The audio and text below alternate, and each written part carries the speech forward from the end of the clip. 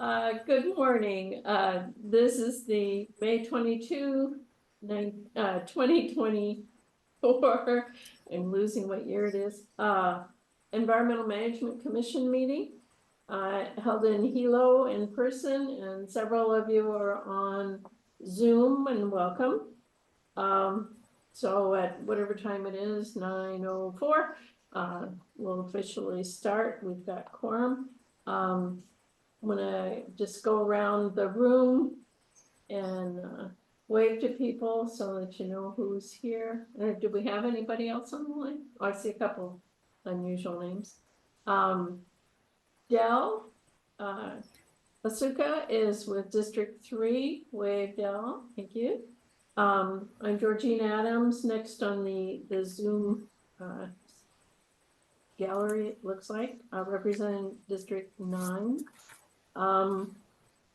We have Dot Norris. Oh, in the room with me is Jim Beats. Jim is with District 1, correct? And Dot Norris is District 8. Thank you very much. And Lee McIntosh from District 6. And Laura Ocasio from District 2. I missed anybody else on the commission? Erica just arrived. Oh, and Erica Perez from District 4 just arrived. And I apologize, my ears are stuffed up from going over the saddle. They haven't cleared yet, so I'm probably talking way too loud. Welcome everybody. We do have an open seat. Again, if you know anybody who lives in District 5, there's an opening, and let them know that they can join this esteemed crew. Moving on to item 2 on the agenda is approval of the minutes from April 24th. Are there any corrections, comments being made? First, you should make a motion. I move to accept. Have a second? I second. Erica seconds. Okay, now we can ask for any corrections or discussion in the minutes. I apologize for the meeting being so long and the minutes being so long. And thank you very much, Peter, for putting up with us. Seeing no corrections or changes to the minutes, I get a vote to approve the minutes. All in favor, say aye. Aye. Aye. Any opposed? Seeing no opposed, they are approved. Thank you very much. Statement from the chair. Hi, guys. It's been a busy month, and more to come this summer, I think. So I just welcome you all here. I'm glad everybody is still hanging in there and contributing. We've got a relatively short agenda today, but I think there are some opportunity in our new business and some questions that we really didn't get to last time under the reports and correspondence. So let us move on. Are there any public statements to be made on any of the agenda items?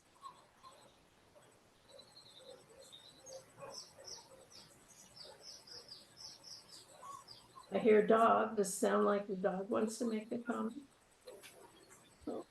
Okay. Neighbors. I'll assume there's no public comments. If somebody later comes on and wants to make a comment at the time we cover an agenda item, please say so in the chat or raise your hand on the Zoom, and we will certainly take your comments. New business.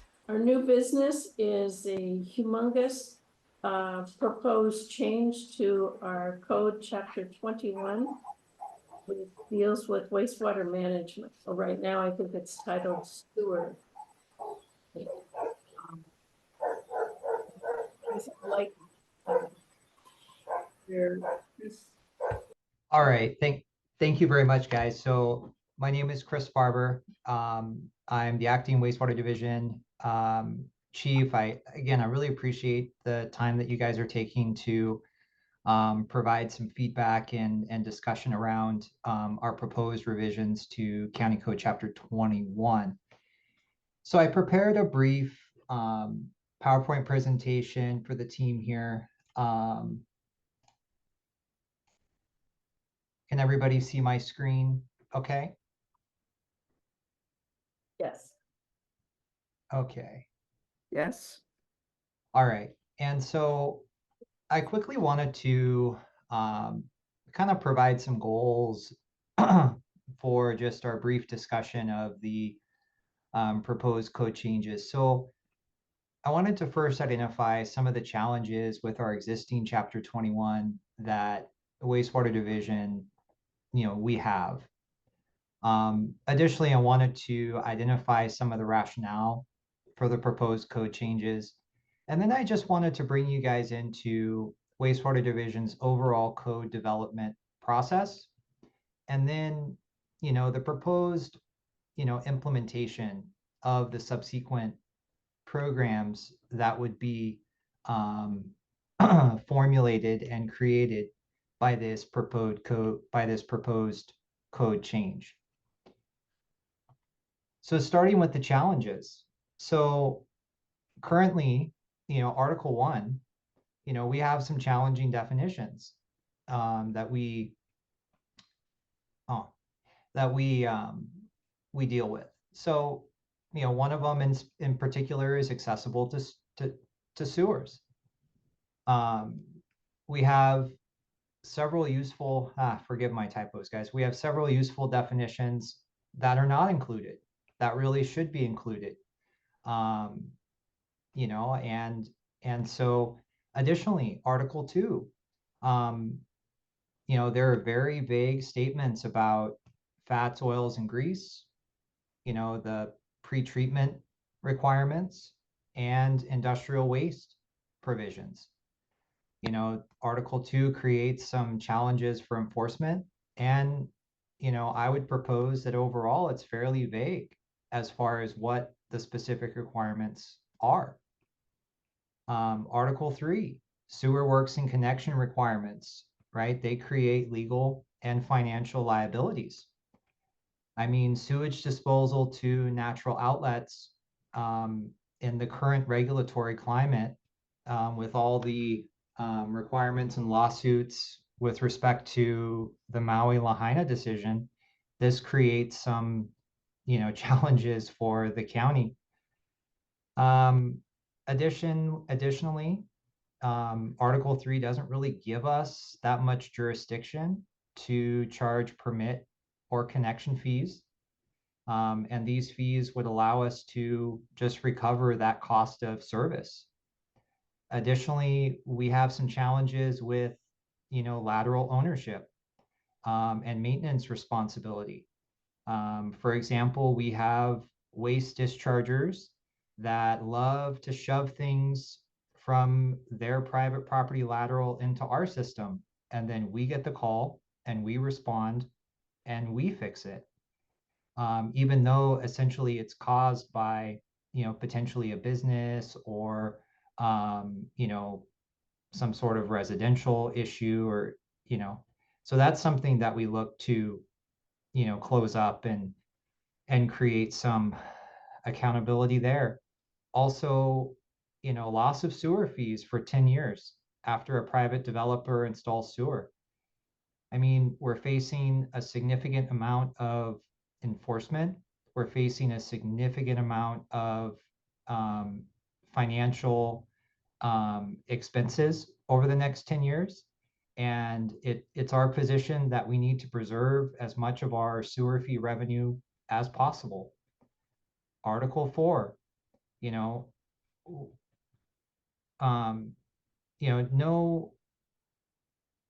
charges for pretreatment fees. And, it's questionable whether we actually have the legal jurisdiction to remove water service disconnection provisions. So our corporate counsel has brought up some concerns, which that needs to be, revised. Additionally, Article 5, our sewer loan program really never came to fruition. So that's something that needs to be, revised and updated.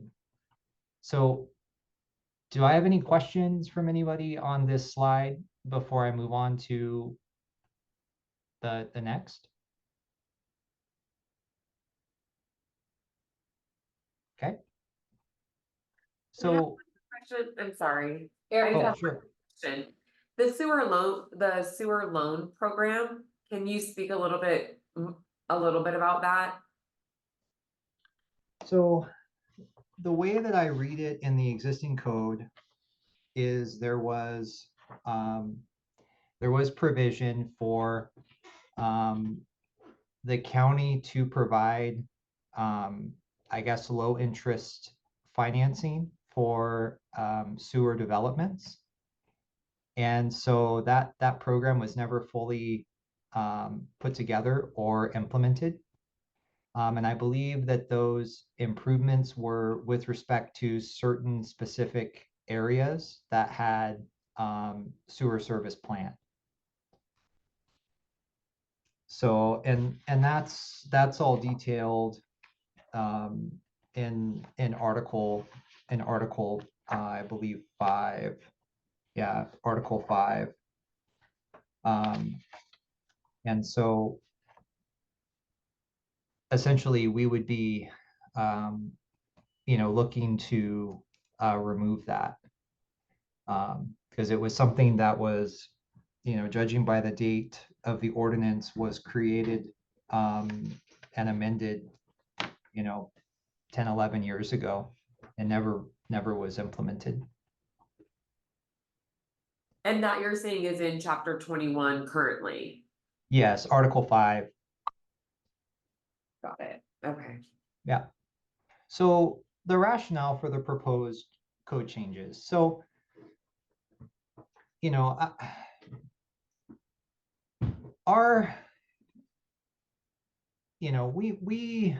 we do not take this lightly.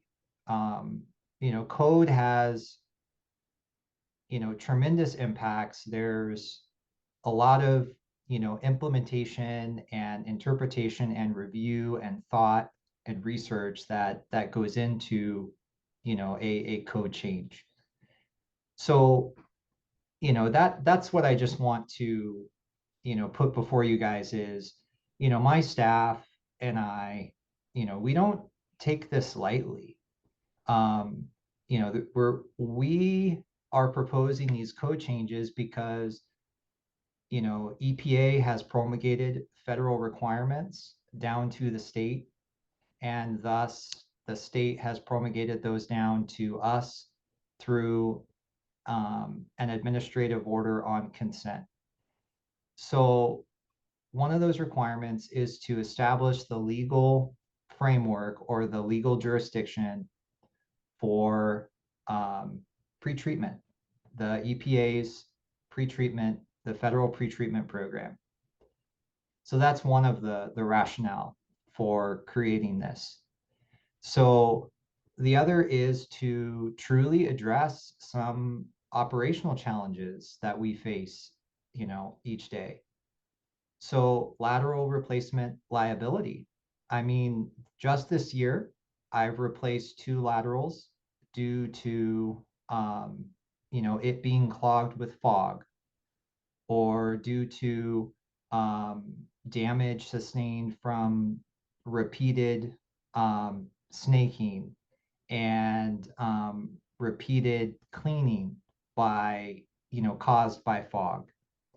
And so, additionally, my staff spends a good amount of time on preventative maintenance because we end up with, we don't want to have lines clogged by fats, oils, and grease. And so, we have preventative maintenance that we perform where, we go through our systems, we high pressure jet with water.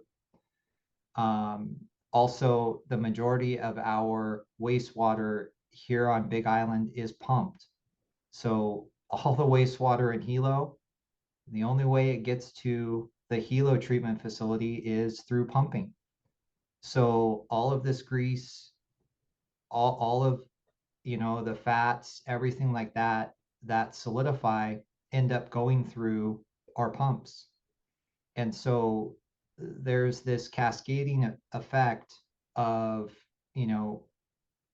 maintenance. So they're both reactive maintenance and preventative maintenance that's all centered around fats, oils, and grease.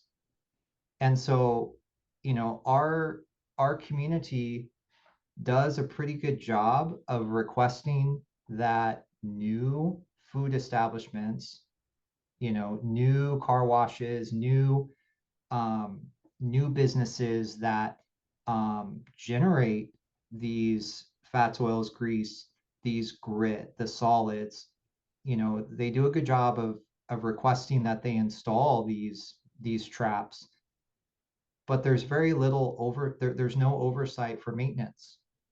So, we we know based on the condition of our lines, we have some suspicions about, stores and restaurants that potentially have broken grease traps.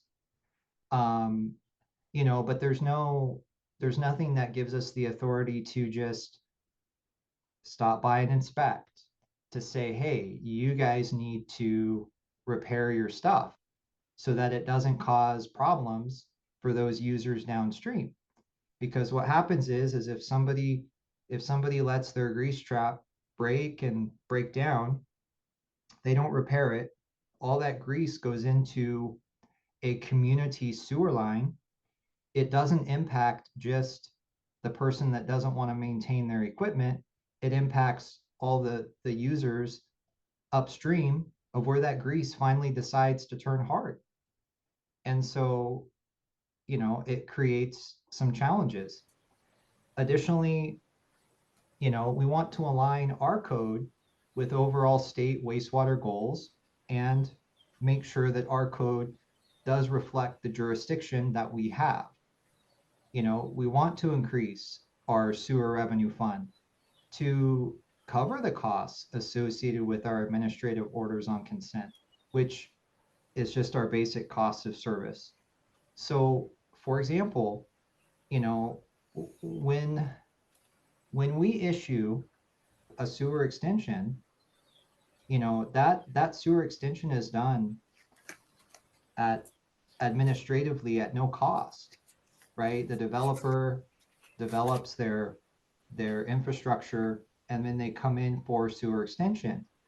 Well, the reality is that sewer extension is developed by the developer, then it comes in, it gets reviewed by corporate counsel, it gets reviewed by me, it gets reviewed by Ramsey. So there's actually a fair cost of service that we're providing, and we're not able to recover that expense.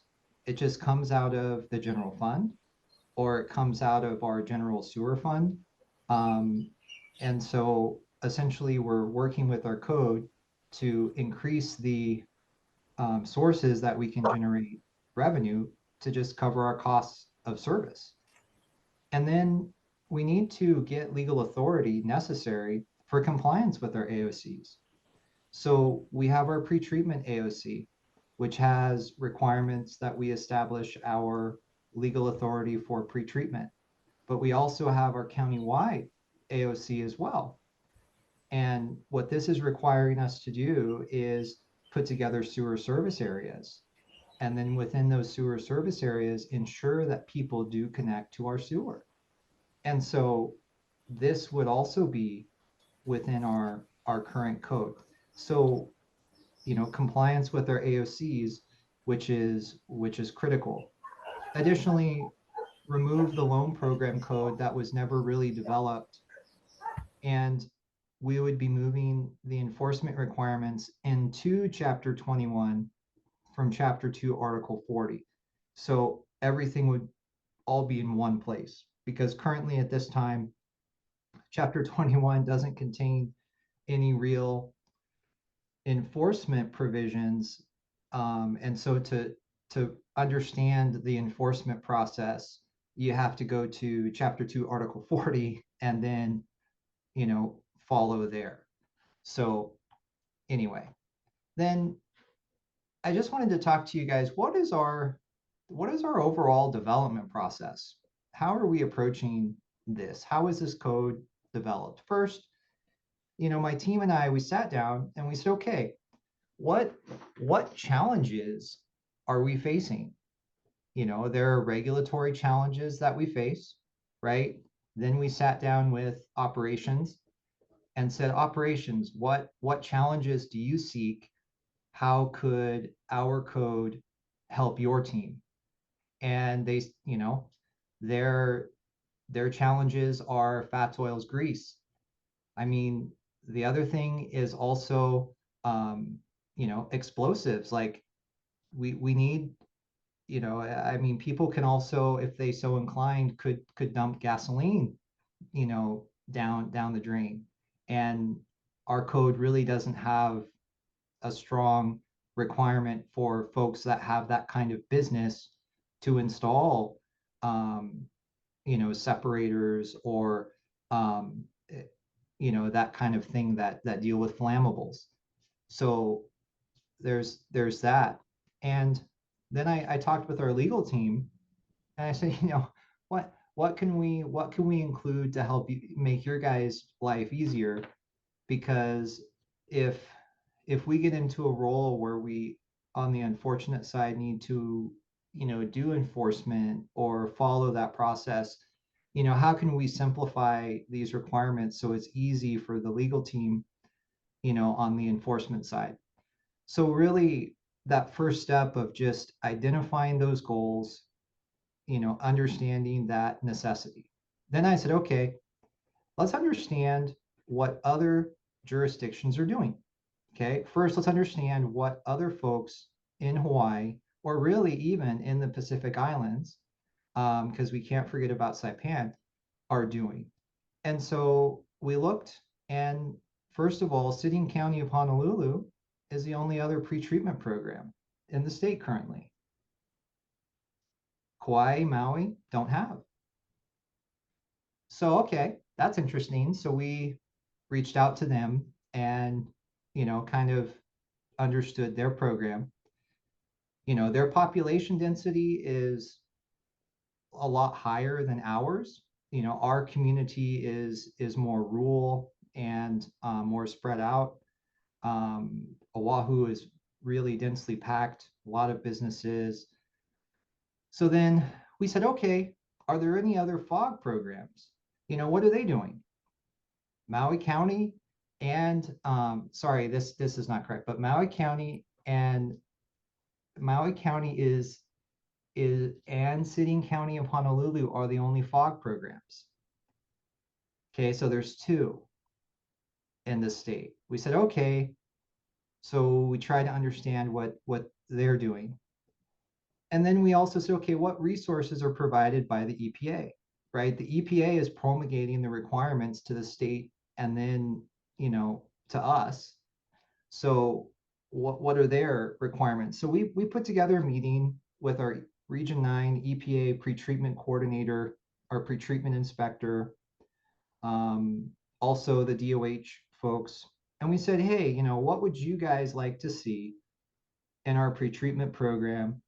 What throughout the region have you seen that really makes one ordinance stand out against another ordinance or make it easier to enforce? And we got their feedback. And then we said, okay, well, let's look at a few other similar sized communities programs on the mainland. So we tried to look at a few communities that were coastal, small, and get an idea of what they were doing, how the language in their ordinances were. So we really tried to just have a good feel of the regulatory climate, what worked, what didn't. And then, from that data, we're working to create a unique solution that fits us. And so I've been pushing my team really hard to understand that every regulation, every requirement, it needs enforcement, it needs education, it needs a reason, a justification. It cannot just be because. And so, that's why, so anyway, that's our process. And so, we want to be specific with, the businesses, and we want to have specific reasons why we want these requirements. And so that's our process. And then we decided, okay, let's take our draft and push it out to, EMC, and let's get this dialogue started so that we can respond to and take into account the community's input. So next is, okay, so we create this code, this ordinance. What next, right? It creates a program, right? First step in our program, in our regulatory compliance pathway, is to establish legal authority. Okay, legal authority for what? Well, we need to meet the requirements of our pretreatment AOC, and that is the requirements that are set forth in the federal pretreatment program. Okay, we want to create a FOG education, outreach, and compliance program to solve some of our operational challenges. Our operational team, our focus really needs to be on meeting the terms and conditions of our countywide AOC. We have, my operational team has assessments, we have repairs. We really want to focus that team on those projects rather than having to continually, respond to FOG related issues. Additionally, our budget, we want to focus our budget on repairing, deferred maintenance, not necessarily repairing when, somebody decides to dump, their entire fryer, or decides to put something down the drain, which doesn't, which causes downstream problems. We also want to create revenue streams to cover wastewater division's cost of service. We not only, we provide, wastewater treatment service. There's a lot of other things that we do in support of that to help our program stay healthy. And our current code doesn't necessarily give us the jurisdiction to charge fees for those other functions.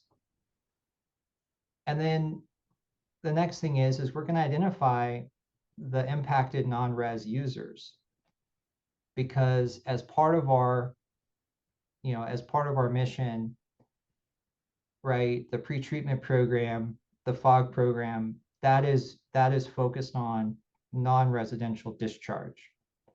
We do have some residential areas that are very high in fog and grease, and we will do outreach. We do want to do outreach and help educate those folks.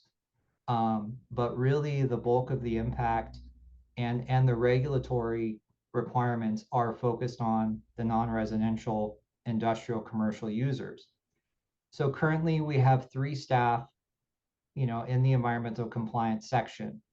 This is one of their projects, the pretreatment, the FOG program, and other various elements of our AOCs, right? We're going to end up meeting with these users after we establish legal authority, right? We need to provide them education on these new requirements. Why is it necessary? Because we are all here together. We all are a team, and right, everything we do in a wastewater system does have a downstream impact. And so I think that, it's then per our EPA, DOH, outreach education in our meetings with EPA, DOH, they repeated and emphasized how critical the education and outreach is.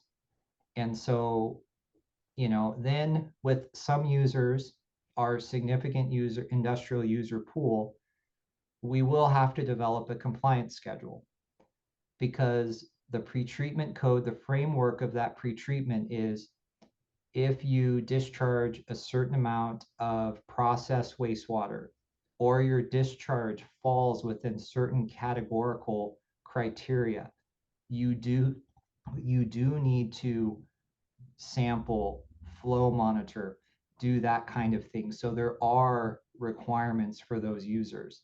So then, and as part of the pretreatment law, we will have to develop a compliance schedule for that individual to say, hey, when can you guys commit within our timeline to do these improvements? And then how will you get them done? And then, this is also required as part of our pretreatment AOC. Then there's an annual report that the county will need to provide to DOH. The report's going to include a list of the significant industrial users, our outreach activities, examples of our, public outreach materials that potentially we've developed, and identify significant non-compliance and what we've done to remediate that. And that will be part of our annual reporting and oversight in perpetuity, because we do have, this pretreatment program. Now, currently, my proposal is to first roll out in Hilo, and then second to roll out in Kona. Kona is experiencing quite a few, our pond facility is experiencing quite a few plant upsets due to industrial discharges. And so, the AOC requires us to do Hilo first, and then my plan is to also do Kona, and the Kealikehe facility next, because, our Kona area, it's only a matter of time before we potentially have, an NPDES permit there as well.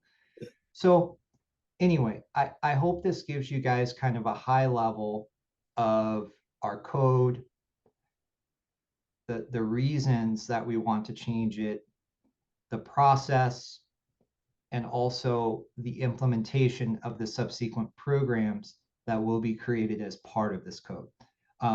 At this time, does anybody have any questions? So would you say the bulk of the proposal is directed to pretreatment and to industrial, quote unquote, commercial, Correct. but there are some changes as well to residential sewering. Yes. So the proposed, one of the largest changes, one of the changes would be like the laterals. So laterals would become property, they would be required to be maintained by both residential and non-residential users, which is, it's in the industry, it's not an uncommon thing. And the justification or the reasoning behind this is because this makes the discharger accountable for what they put down the lateral. So if you're a homeowner, you're a business owner, and you want to put whatever you want down your lateral, then if it gets stuck in the street and causes a problem, then the county can recoup its costs for repairing, or you will be just required to repair that, the individual homeowner or business owner. It's because we have, like I said, we have situations where everything just gets pushed into the lateral in the street, and then county gets the call. Yeah.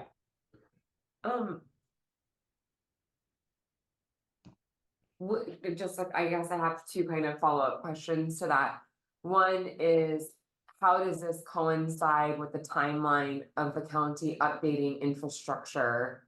And does current, like, I mean, the current health and status of collection system within the county, will that be updated and proper fog, techniques like implemented prior to it then being going over to the user and being like a strictly user correction? Oh, so you're saying is the user going to get stuck with an existing damaged lateral per se? So if there's an existing lateral, or is there existing damage? You know, on that, it's hard to say. We don't know the condition of every lateral, or, you know, if that's the infrastructure that we're talking about. I mean, we have thousands of them. And so, you know, yes, there would be no, say, check of that prior to this code change. And then what about those laterals going to the actual force main? It's like, so the force main itself, is that going to be updated, or the actual main either pump station that it's going to, or the main line that it's being pumped to? Will that be updated? I'm just trying to see basically where I'm getting at is infrastructure updated along with it going to be like, I'm all for the user having responsibility of helping to maintain healthy or existing infrastructure that isn't damaged and already causing impact or failing. Understood. Yeah. So at this time, you know, the focus is on repairing, you know, infrastructure that does have defects. But yes, at this point in time, we don't have a provision, you know, in place, or a schedule in place to replace laterals that are damaged today, so to speak. So if we know, you know, our lateral replacement efforts are based on, hey, we're spilling, and we find out the lateral is crushed, or the lateral has a huge, you know, glob of grease that we can't get out, or something's wrong. So then we dig, right? We dig the lateral up, we fix it. But, you know, once the lateral is, you know, in terms of, you know, we're hoping to get this code, you know, updated and changed in the next couple of months, you know, few months, due to our AOC requirements. And so within that period of time, yes, there's no provision for that infrastructure to be updated. So Chris, I've got a question. This is Jim Beats, District 1. If there's several residents, let's say, and not industrial users on a line, a lateral, and they're not complying, what's the action that can be taken by the other residents if they become owners? That's a great question. Honestly, Jim, I think I'm going to have to refer to corporate counsel on that, because that would fall into, you know, enforcement. And I would think that the other residents would have the capability to come to DEM, report this, DEM would confirm, and then we could seek, you know, administrative penalties.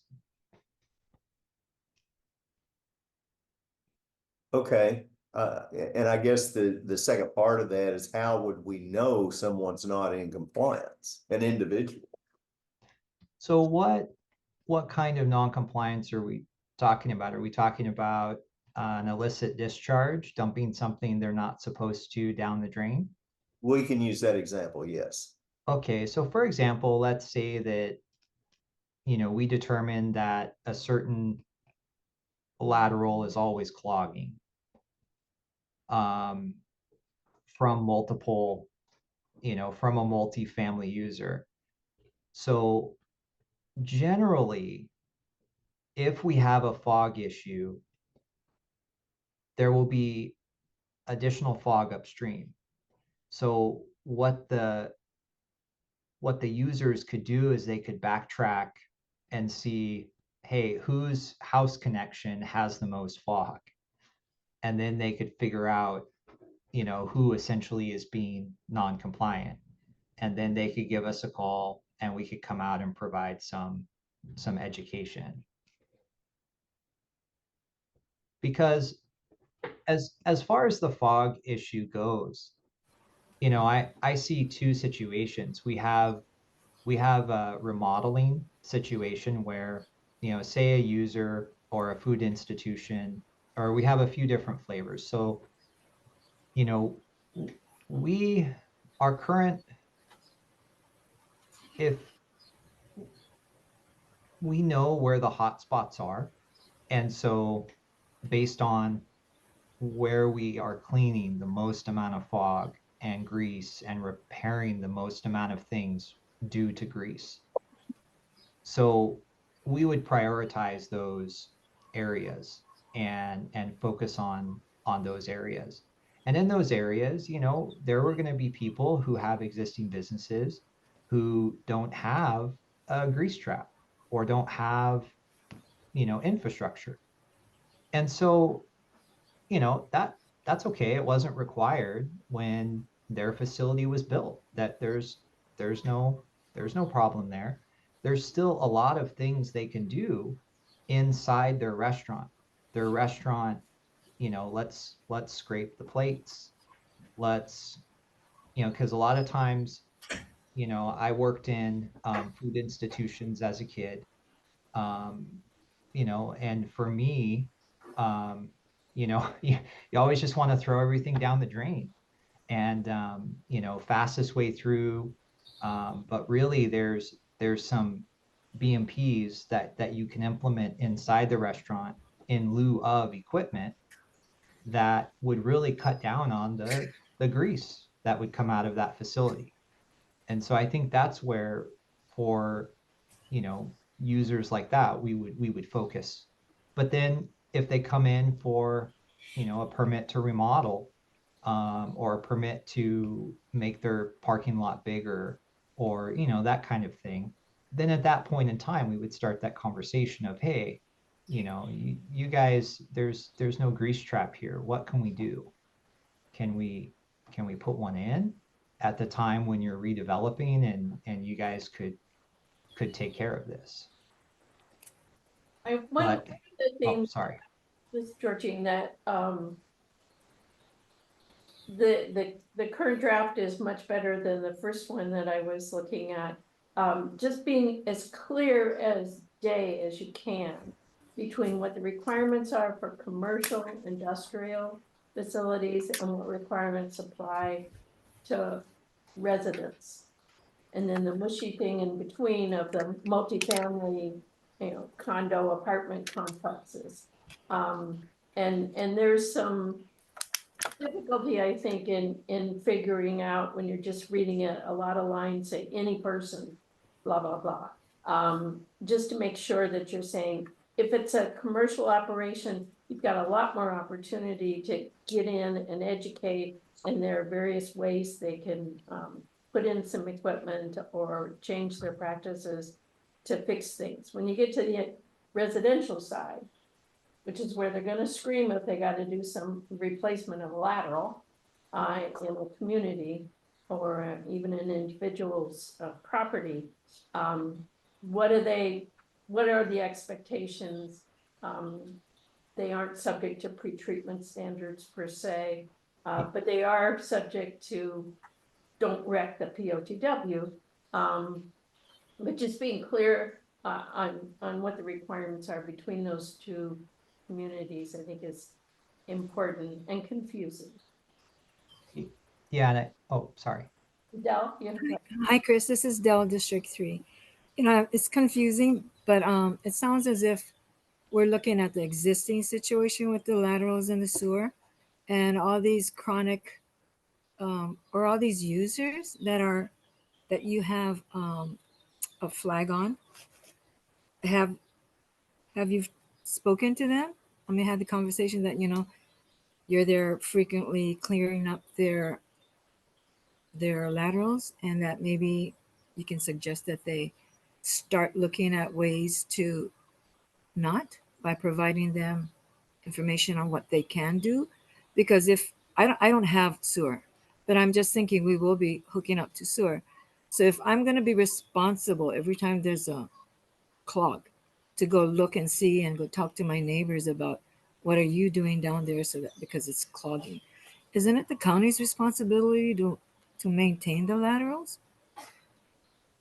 For one thing, because I can't see myself talking to my neighbors about, hey, what are you throwing down the pipes? Because mine is always clogged. And so we have to go do the investigative work to find out why it's clogging when you might already have information as to where the clogs frequently happen, so that you can at least address that and have the conversation with those you suspect of creating those fogs. Does that make sense? No, understood. So I guess my question would be is you're on a lateral, you would essentially be connecting to a lateral in which serves other people other than your own property? Right. Okay. Well, I don't know. I don't understand it enough, but from what I'm hearing, it's like if you're experiencing fogs in your pipes, that you got to find out where it's coming from. Is it what you're disposing of? Is it your neighbors because you all share the same lateral? So it's like to find out where it's coming from. We're having to find out who else is throwing stuff in to be clogging it, and then in which case, then we notify you folks that something's clogging the lateral. Is that what I understood? It was confusing, kind of. Yeah, so basically, in the case that for laterals, yes, it would be the individuals that are connected to the sewer by the lateral, their responsibility to make sure that the lateral is maintained and working properly. And so, you know, if the county did come and unclog things, then essentially the property that lateral serves, or the property owner that the lateral serves, would be responsible for For the that cost. fee. And so in general, you know, the laterals typically serve one TMK. In very few instances do we have where, you know, 50 people are connected or 25 people are connected to the same lateral. Usually in a multi-family residential setting, that's the case. But then there would be an HOA or some sort of maintenance instrument that maintains the facilities for that group of people. But you guys bring up a good point. We really need to understand, in this case of, you know, multiple users connected to the same lateral, what is the approach? The other thing I wanted to clarify is that the pre-treatment rules and the FOG program rules, they would apply to, you know, the non-residential. So what we do for residential users, where we notice, hey, this residential area has a large buildup of fog, the operations team, the collection system team responds, they unclog the line, they call the compliance group, and the compliance group goes out with flyers that says, hey, we've noticed these kinds of things in our sewer system. They don't belong there. Please don't put them down the pipes. Please, send them to the landfill or recycle. And so that's the residential folks, they're homeowners, things like that. They're not, the food establishments. They're, the food establishments, we would be, are typically required to put in the oil grease interceptors. That is not a requirement for the residential developments. So I just want to make that distinction.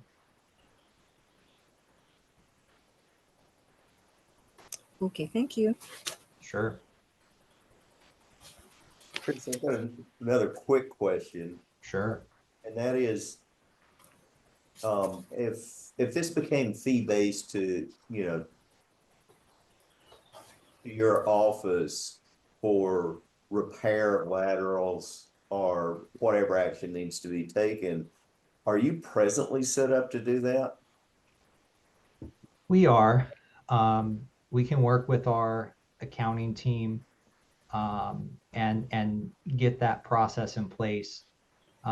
We do have situations where we do recover costs in some cases. Okay, thank you. Mhm. Can I ask one more question? Eric. Sure. So this updating this chapter will provide. Oh, no. Okay, sorry. You moved squares, so I thought that you My hair was going. Sorry. I'm sorry. Sorry about that. No. So this will kind of give the DEM the framework to put some of these actions in place. When it comes to like the outreach and education, the compliance, the actual monitoring and enforcement, is that how, like, this again would be the framework, but then how is that going to be implemented? And then is there going to be additional personnel being brought into DEM in order to put together this enforcement and outreach and how? So we have staff that are currently working to develop the pre-treatment program. We are looking into bringing in a pre-treatment coordinator because pre-treatment, we hear pre-treatment a lot, right? And it's an AOC, but our environmental compliance group, there is currently 3 of them. They will have, other various tasks besides pre-treatment. So we're hoping to bring in and frame together a pre-treatment program coordinator or program manager to kind of manage that. Currently in our we just submitted our pre-treatment. We submit our pre-treatment package, our program to DOH, and there is plans to also bring in some additional help from a consultant until we do have the staff capacity to do some of these things on our own. But yes, you bring up a great point, the staffing. So, my team, that's another thing that we talk about with other jurisdictions, because if you look at Maui's FOG program, they have a couple different other islands too, right? They have Molokai, Lanai. And so their FOG team, they patrol, they go do everything. And, they have 2 people. And so it's been very stressful and very challenging for them. And it was interesting to hear about that. And then to also kind of hear about how city and county do it in their staffing. So yeah, we are taking into account the staffing requirements, and we are working with our human resources wizards to get all that stuff done in the way that we need to do it. So I'm sorry, I think somebody has their hand up. Yeah, Dot?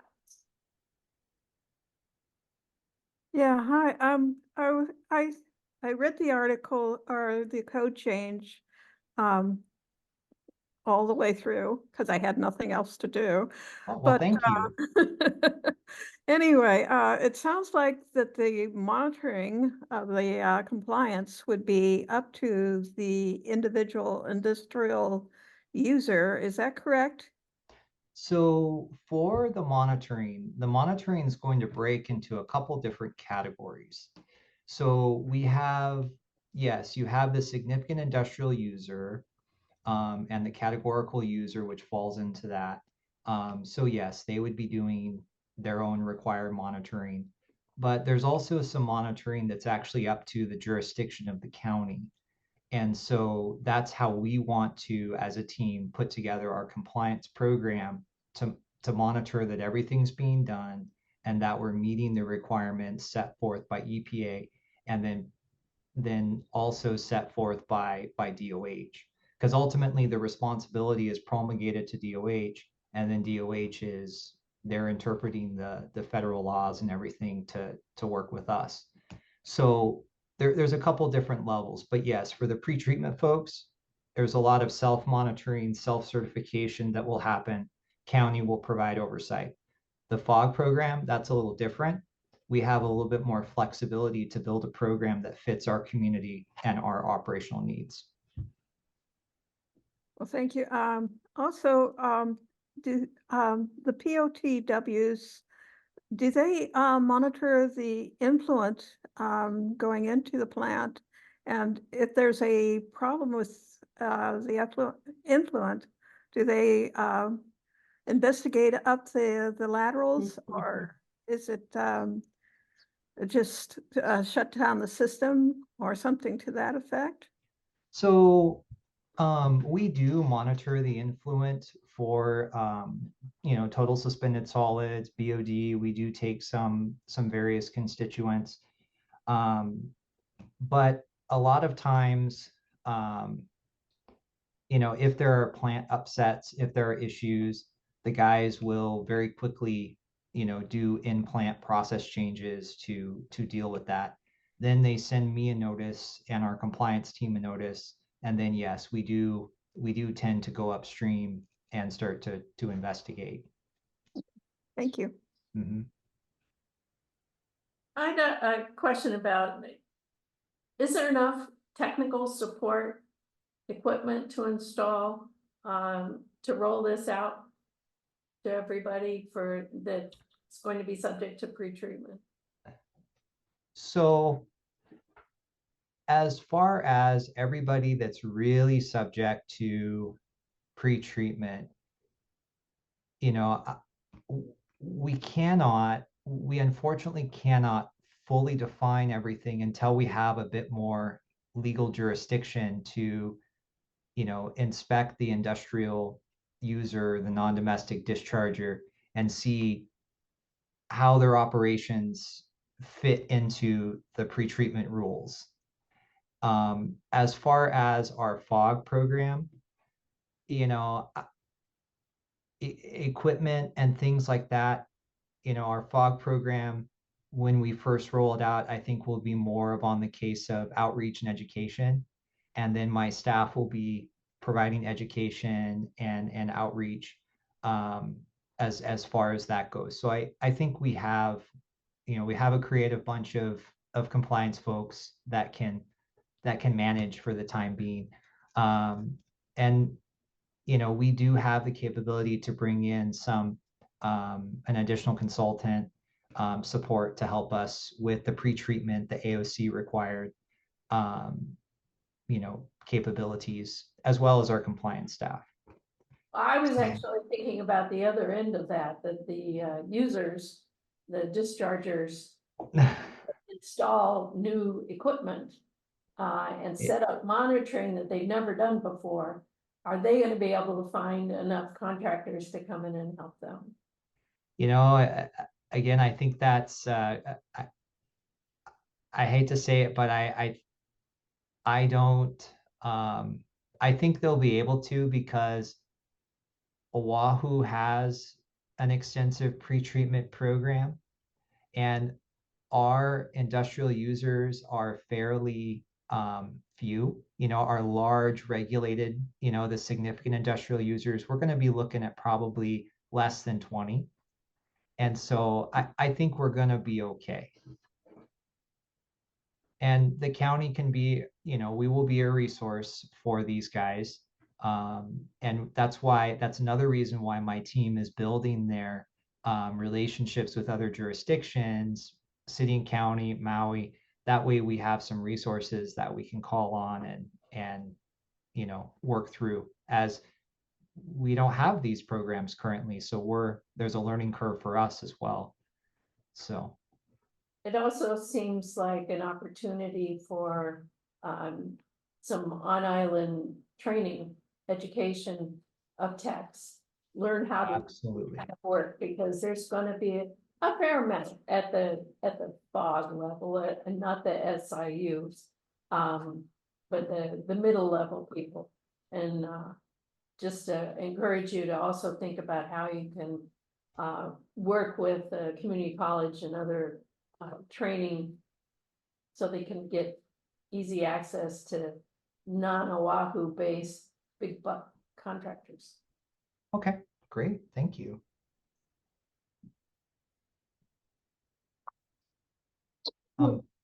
Sorry, I feel like I hijacked the meeting. I apologize. No, this was intended, or at least my intent was that, yeah, this is a lot to swallow. And that it's going to take time. It's very complicated. One of the things, unfortunately, I think Lee McIntosh was the only member of the EMC at the time. We did have an adventure with a hearing, and maybe I should listen to this, commissioners. The EMC will be the body that reviews appeals of decisions made by DEM director that says, you've got to pay for fixing this lateral. No, I don't want to. It's not mine. Or any other numerous violations that people may be given, citations that they're given. They have the right of appeal, and we are the body that does a hearing for that appeal. So you're going to need to pay attention potentially to this as it rolls out. Specifically, we have had, in my knowledge, the EMC has handled one hearing, which was related to charges for sewering at a resident, and it involved the issue of occupied and unoccupied buildings, and that were connected to a sewer and connected how, and it was very complicated and very controversial. And I just want to make sure that you're working with corporate counsel on the things that were needed clarification, so shall we say, within the code, so that we can reduce the number of appeals we need to look at.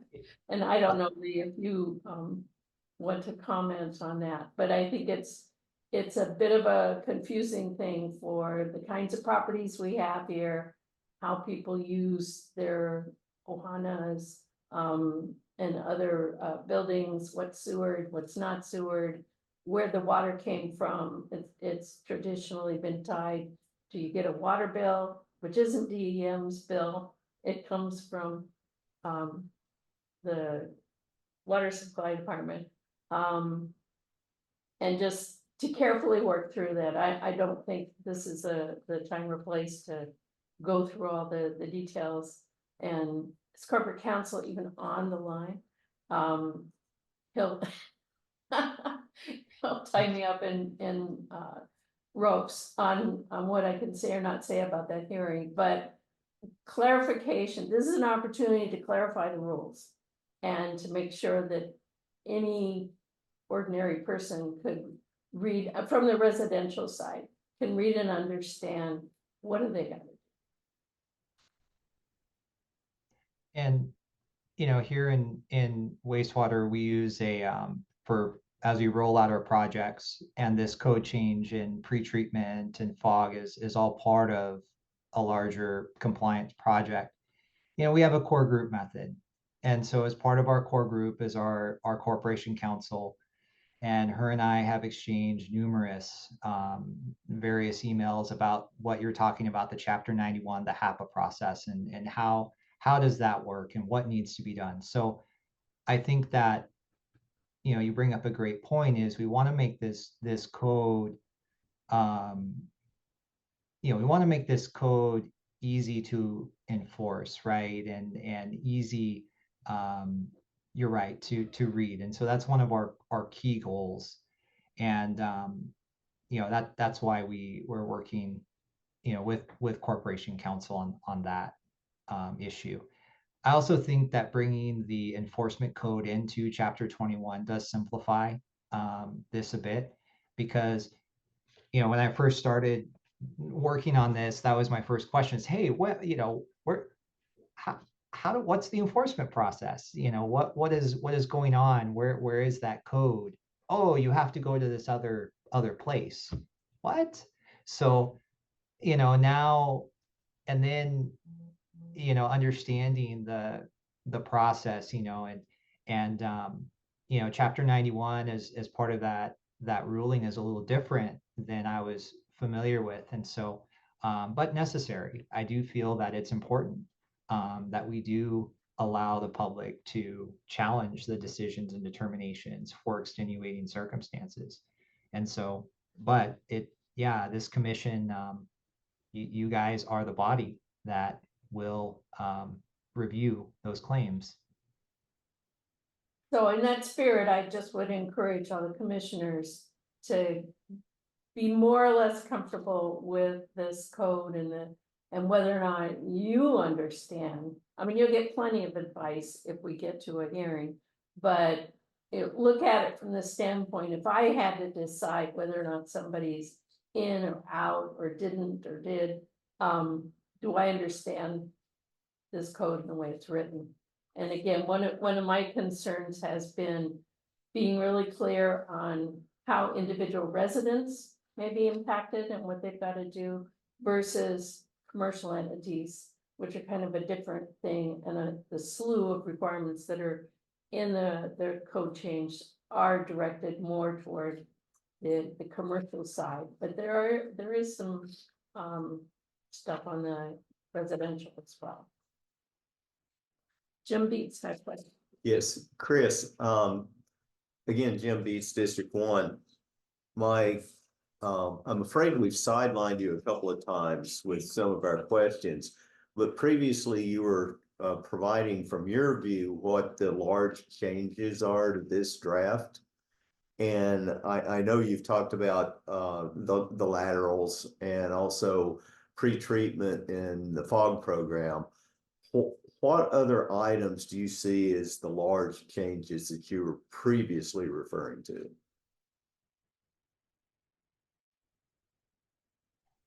So, large changes, just, one of the things that I think we needed to change was, section 21-11, right? Disposal of sewage into natural outlets, right? That's pretty controversial in today's regulatory environment with everything that's happening, for Lahaina.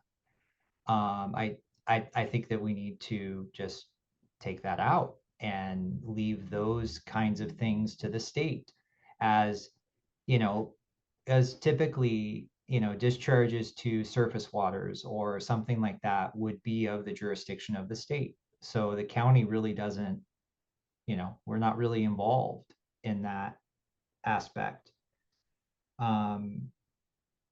Another thing that we wanted to approach is, minimum setting some guidance for the size of sewer mains to, facilitate further development. Because I feel like every time we put in a sewer line somewhere, you know, there's a call from developers in the area that want to connect to it. And so this would give us some flexibility. Also recovering costs for ancillary support services that we provide for wastewater. So recovering costs for connection permits, sewer extensions, different things like that, pre-treatment, recovering some pre-treatment costs as well that are going to be associated. You know, and then essentially removing the program to provide 10 years of sewer fees. Once a developer has installed sewer within their subdivision, they can basically keep all the sewer fees in their subdivision for 10 years. And that deprives wastewater division of needed revenue, because now we have more sewer pipe due to that subdivision. So our maintenance costs are, you know, we have connection permits now in that area. You know, now we're responsible if there's illicit discharges or anything in that sewer pipe, we're on the hook. And so, you know, we need to be able to recover, you know, keep that revenue and support, you know, our utility.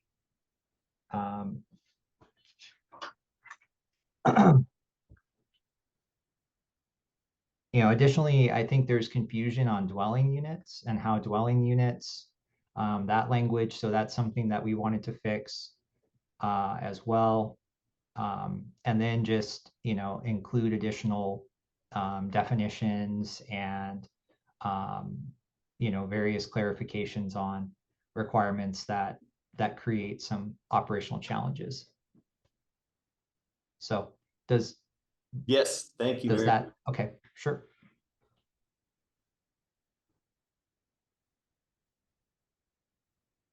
I don't know that this is a meeting to clarify it, but at some point I need to talk to you about of understanding some of the language that's in here Sure. about the county taking over a subdivision's sewer system. If they put in sewer works as part of their development, they can then give it to the county. Dedicate it, that's the word. Absolutely. So there's a couple different flavors of that. So let's say flavor A is the standard dedication process. So subdivider comes in, they subdivide, then we require them to bond for improvements. That way, if they go bankrupt during the construction, the county can come in, construct the improvements so that people don't end up without sidewalks and sewer pipes. And then after that construction, you know, then the county also provides some supervision of that construction. We have inspectors that will intermittently stop in. The county sends staff out to supervise the pressure testing, as well as to camera the lines after construction to make sure that there's no big boulders or any rocks, tools. We found hammers before inside the pipes. So we just make sure that the system is in good condition. Then I get a call from Public Works. They say, okay, we're ready for the dedication. Can I have a letter that says the sewer system was installed per standards and wastewater approves? And I say, sure, we've done all of our testing. And then I send them a letter, and then the whole roadway and all the utilities within that roadway is dedicated to the county. And then it all goes into our GIS system. And then all the current video of that is attached to those horizontal GIS assets in our database. And we set the inspection interval out, you know, in 5 or 10 years, we'll come through and take a look at the sewer and check it as part of our program, our assessment program. So that's flavor A, right? You just have a standard subdivision, standard wide roads, everything is perfect. That's the ideal case. Second case B. So let's say that we have a subdivision that comes in, they don't want to build standard width roads. They want variances. They don't want to put in, they want to maximize their houses. And so now we get this subdivision that becomes, you know, something that deviates from the standard, you know, right away width. Okay. So there can be some discussion with mayor, discussion with all the various stakeholders, DPW, you know, DEM, water supply, everybody.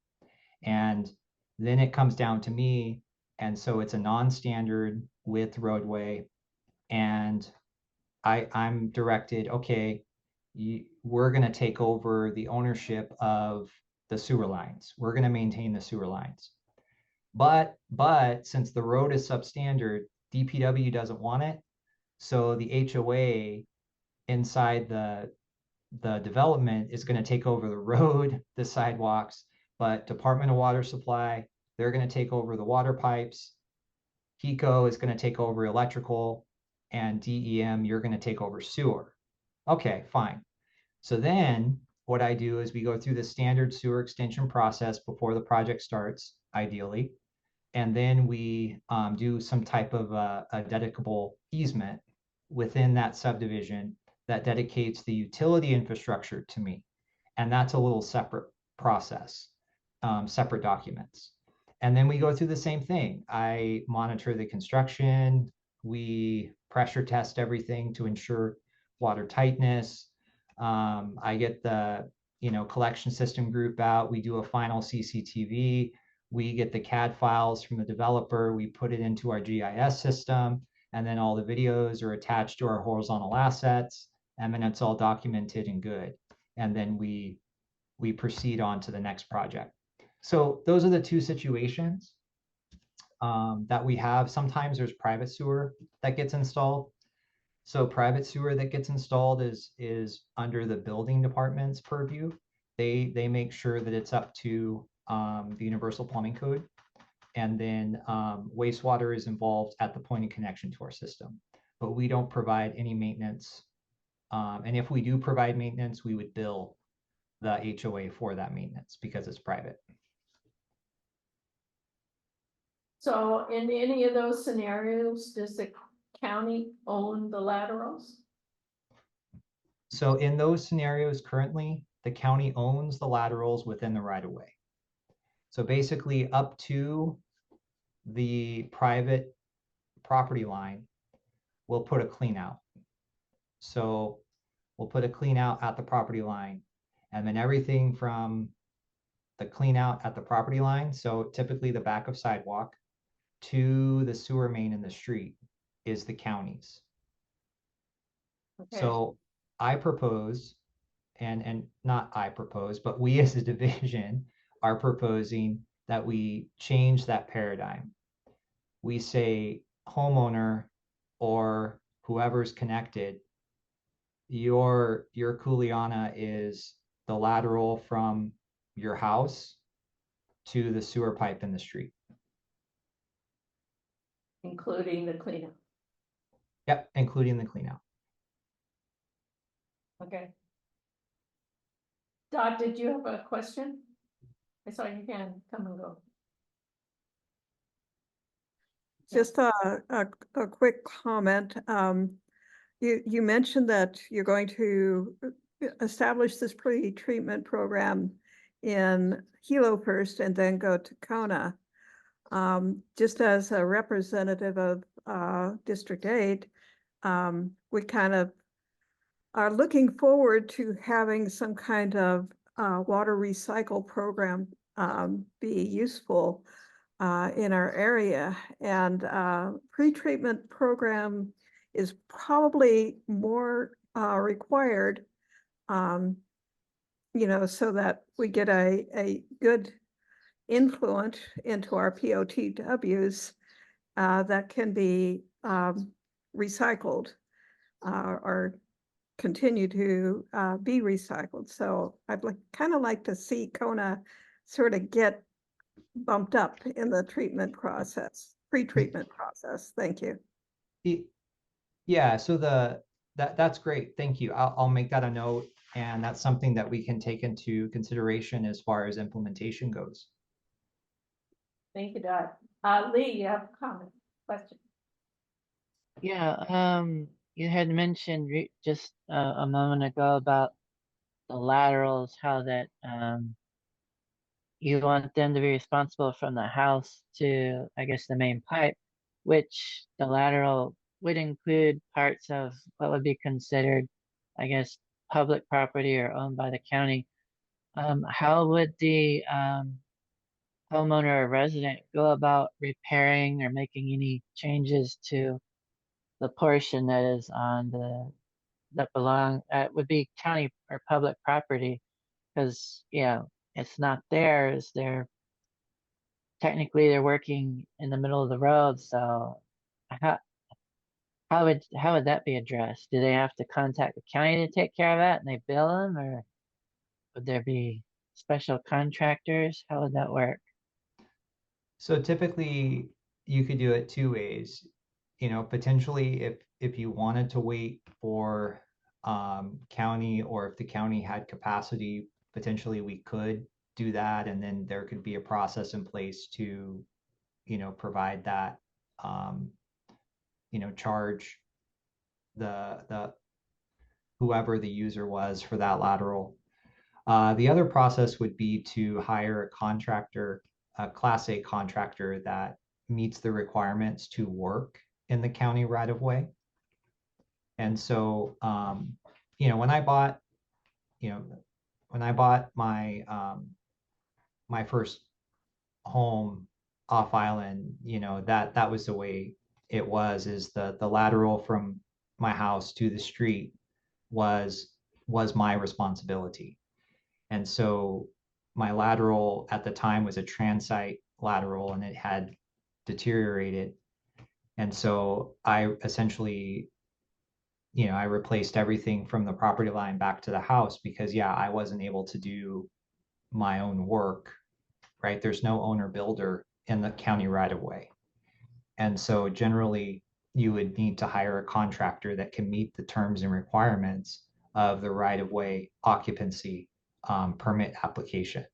And so generally what that would entail is you would go get a plumber that can work in the right of way, and they would get the necessary permits and do the work.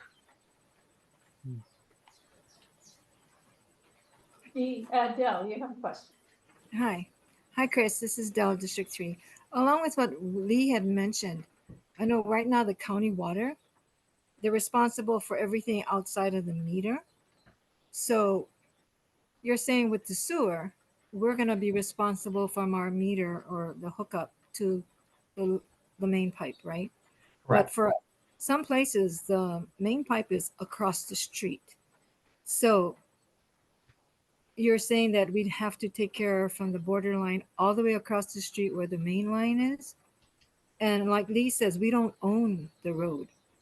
So it doesn't seem fair that the homeowners would be charged for that maintenance or the cost. It just doesn't seem to be fair. That's it. Thank you. No, thank you. Can I ask a quick question? Sure. What is the workforce availability on island for those unique contractors that have the access to work in the right of ways and kind of in those situations? So I would say the workforce, I don't have that number off the top of my head. But I would say it's probably upwards of 15 to 20 various contractors either side, because some plumbers will carry their own licenses. Some plumbers will just work as a sub for someone who has the correct license. So Do we? but just Yeah, do we know like an average cost of what that type of maintenance looks like that then the homeowners would be taking over? That's a very, I'm sure it's a range of a cost, but I'm just trying to understand the the cost to the homeowner. So generally, I would say that in a situation where, the county, a situation where you're required to replace your lateral in the roadway, um, there's not a tremendous amount of situations. I mean, unless you're in an older collection system area, that could be a risk. But oftentimes, it's not common for a homeowner to be replacing their lateral. And oftentimes, if you do improvements that increases the amount of bathrooms or the amount of plumbing fixtures or various things in your home, significantly, and you have a small, tiny substandard lateral, oftentimes DEM will flag it at that project and say, hey, can you guys, you're adding, 5 more bathrooms and bedrooms. Can you increase the size of your lateral to a standard, 6-inch, which is what we require nowadays. So, it's so just to clarify, so your concern is that it seems like the homeowner or the business owner, whoever is connected to that lateral, if the existing condition of the lateral is poor, now essentially that user is stuck with the bill, essentially, for something that they didn't necessarily do per se, for pre-existing damage. Yeah, I mean, I think that's one of them. Okay. Yeah. And then also just, making sure that if it does go into place, that these workforce, like the number of workforce is going to be able to then help homeowners, keep up with this. In the sense of, compliance is a huge part of this update as well. And so if there isn't the number of contractors or available workers to do and update the infrastructure, that then doesn't, that there's some kind of a, if a homeowner is actively trying to contract a contractor and it's delaying, that they don't get in this like compliance kind of situation because there's just not the workforce that's available. Understood. Okay, we are approaching time when we need a bathroom break, and I'd like to basically close off this topic. One item, and I can't find where it is, but it was in here, where you would get authority to establish an enterprise fund to manage wastewater. Yeah, that is one of the goals, is to really create the authority to establish that. That's on my list of questions for corporate counsel, and making sure that that's set up. Yeah, I mean, Language how is set that up. works is probably a little bit more complicated. But just for the commissioners, since we recommended it to the council, that an enterprise fund be established to manage the wastewater department. It's in there. A lot of details to be worked out, and whether they all need to be in the code remains to be seen. But for that, I thank you. I think it's a good idea. So also just last comment on the wastewater code proposal. You are welcome to provide specific comments or questions directly. I'm putting you on the spot, Chris. Directly to them. There's a lot of gory detail in here, and so feel free to send in to DEM your questions and suggestions. If you want to bring it back for next month's meeting, fine, just let me know. And this isn't done. It'll be going through council. Opportunity for comment continues, and then there'll be implementation rules, admin rules coming from DEM, I assume, on some of this stuff as well. So it's not the end of the line here. Yeah, the admin rules will need to come later, because the ordinance is really our critical path item in terms of being able to establish. Telling for the commissioners, there's plenty of opportunity to come. to provide input on this, but do encourage you to pay attention to it, because we might be finding ourselves as a commission getting involved in hearings challenging directors' decisions. So with that as a pleasant thought, we'll take a bathroom break, 5 minutes or so, and then I'm gonna let Peter explain what's happening with his computer. Dot, you have a question or comment? No, okay. Everybody is excused for 5 minutes. Thank you. Hello, welcome back. We are at quorum again. So I think we'll go ahead, since I let all the time get eaten by the water people. We are now on item 6, reports and correspondence. I guess I again ask, is there anybody in the public who wishes to provide testimony? Seeing none, we'll move on. We have a status update on the permitted interaction group, PIG, on cesspools and sanitation. And Erica Perez is going to let us know where they're at. Yeah, things are moving along, so Commissioner Ocasio Beats and oh my goodness, Otsaka, thank you. I'm like, oh my goodness. We are all part of the permitted interaction group. We've been meeting on Fridays for the past 4 weeks. This will be the 4th week that we meet. We've had one guest presenter, Steve Holmes, that has come in and sat with us a little bit more to speak about different inventive financing ways to implement wastewater projects like enterprise fund or energy saving performance contract. We also reviewed and discussed the Kono decision that and challenges around that decision for wastewater and what that ruling has kind of turned into in regards to the wastewater implementation and moving forward.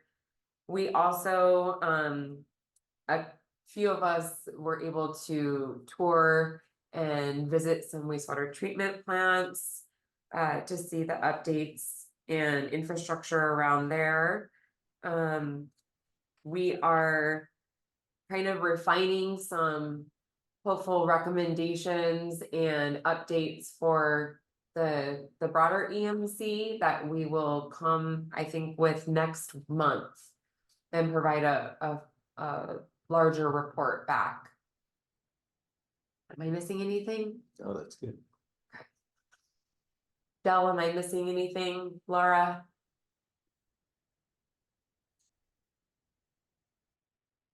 Okay, then if indeed you have your final report to make next month, you present that, and then we get to talk about it the following month. Is that right?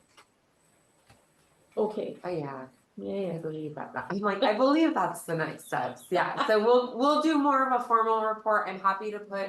We do have quite a bit of like documents and things that we've reviewed, so I'll make sure to attach either those links. And I've been sharing with Peter all of our meeting notes as well as our documentation that we've been reviewing. So I'll make sure to attach that to our update so the rest of the commissioners can look that over and hopefully be up to speed for a more in-depth conversation where then we can land on our EMC recommendations to DEM. Right. Thank you very much.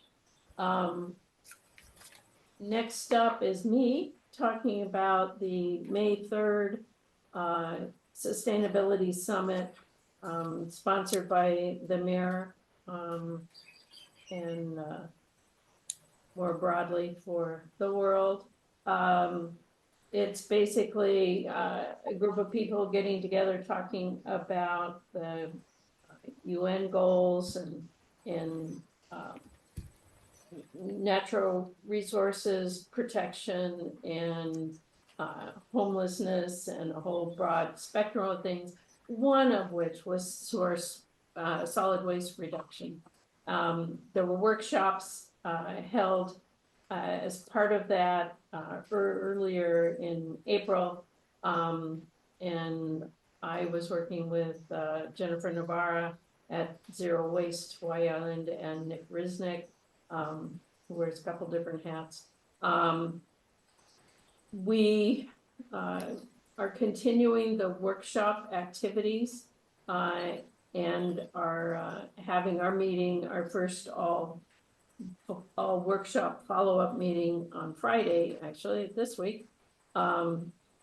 And we will select priorities and get some names on a piece of paper saying, yeah, I promise I will work on this with you.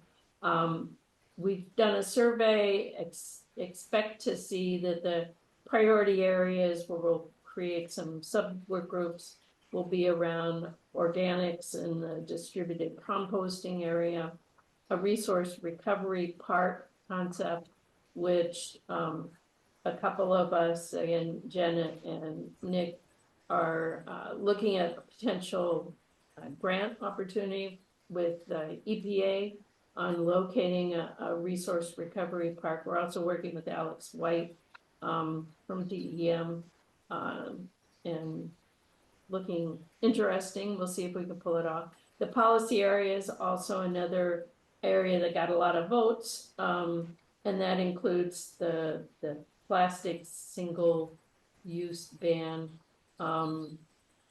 as well as our recommendation for banning the landfilling of recyclables. So we'll see who's interested in that. We met with Heather Kimball last week. She's interested in what we come up with and gave us some suggestions on how we can move the activity. So while I'm not necessarily representing the EMC in this activity, I will bring information back to the group, and if there's something that it looks like we need to have EMC action on, I will certainly let you know. And last time we gave some, the report of the workshop that I held. If you're interested in more information on the Sustainability Summit, let me know, but we're waiting to see what kind of follow-up support we can get from the mayor. Questions, comments? I didn't allow you to ask Eric anything, and you're welcome to do that too. The next item is the director's informational report, legislative update. Is Ramsey on? Are you gonna give it, Peter? Is there, oh, hi, Rams. Hey, hello, aloha everyone. Just before I start giving the update, I just want to thank Chris Barber for his presentation pertaining to the pretreatment and the code.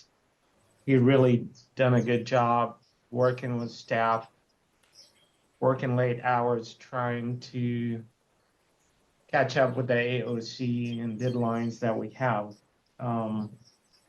This code is very important, as I remember when we first started under this administration, there were some changes were presented at that time.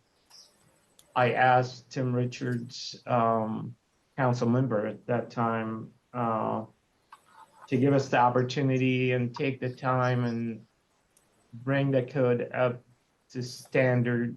And since then we got hit with the AOC and it kind of took different route. But having shortage of staff and all the other requirement, it's just the current staff I have done a great job. Kudos for them. I attended Department of Health yesterday on Oahu, the kickoff for the pretty much permitting process in BDS for what came out of the Maui lawsuit. Something just to to the county and every other county within the state. It seemed like we're gonna take totally different direction. As we were told yesterday by EPA and even Earth Justice Attorney were at the meeting. Definitely, they're the goal number one, the Clean Water Act. They actually considering septic tanks, cesspools, anything with surface percolation may require NBDS. So that's kind of scary thought. The state presented their case. They have like 19,000 system or so that probably need to figure out how they're gonna get permits for. In addition, if every septic tank and cesspool also will be required because it's leaching into the, potentially into the groundwater and the groundwater reaching the shoreline. So it's kind of eye-opening to see the direction EPA now is taking. I guess they just wanted to make sure all counties are taking stewardship of the Clean Water Act and being responsible for planning and moving forward with making sure we're protecting our groundwater and shorelines. So this is the first meeting out of probably going to be many meetings, but they were given short time by, I think, before end of this year. They're going to have parameters and they're going to figure out how these NBDS is going to end up coming to fruition. That brings the discussion of the code. You know, we've been approving, the county of Hawaii is the largest county with number of cesspools and number of septic tanks. If that comes to fruition, we need to start rethinking, you know, from a planning point of view, and sort of, you know, I would imagine this code is going to be a living document that's going to be updated every so often because regulations are changing. And it's going to bring a lot of challenge, you know, for planning purposes and development, because currently even DOH codes, if you have less 49 homes, you could put septic tank, but they don't have a mention of dry sewer or anything else. So if EPA and Department of Health take the route that NBDS is required, they don't have the staff to chase almost, you know, every little project with NBDS and how you're going to enforce it. And it just, we'll see how it goes. It just brought a lot of different fear, questions, and, you know, how you're going to go about achieving that. So just to kind of give you guys an update, and that's going to continue. Hopefully in the next meeting after, I'll be giving more updates on that aspect of NBDS requirement for these type of on-site system, wastewater system. So anyway, thank you, Chris. Thanks so much for the update, Ramsey. Did they mention that that would be something that was in like shoreline, like SMA areas or waterway areas? Or are they just saying NPDS would be required across the board for septic and individual wastewater systems? It's, you know, that question was the trigger of this meeting. how could you set a priority and what areas would consider, I mean, this is the initial meeting. I would imagine, we talked about, what constitute the NBDS and, it's Erica, if you remember, it's going to be similar to the cesspool conversion type of, and I recommend it to them to go back and use that report as a tool so they could use it of understanding how we approached the cesspool priority areas and what have you. So from EPA and Earth Justice, their concern is Clean Water Act, anything get discharged to the Water United States and need NBDS, period. And does it require functional equivalency exercise, or do you just assume that they need NBDS? So we taken what the lawsuit was based on and trying to set parameter for the state on how they're gonna apply that moving forward. So it's a great meeting, a lot of good information. And we're gonna continue that meeting. It's just the idea of how that program is gonna come back to fruition. I mean, it's great input from consultant and the team that was involved, which I understand. Our main goal is environmental protection to our shoreline. And we need to do whatever we need to do to achieve that.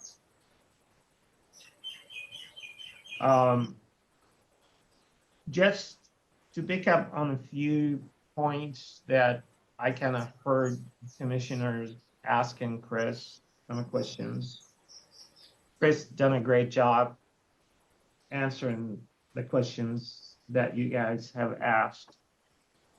What I would like to add, just keep in mind, the reason we share in that to get comments and ideas from you and also engage the public as we go forward.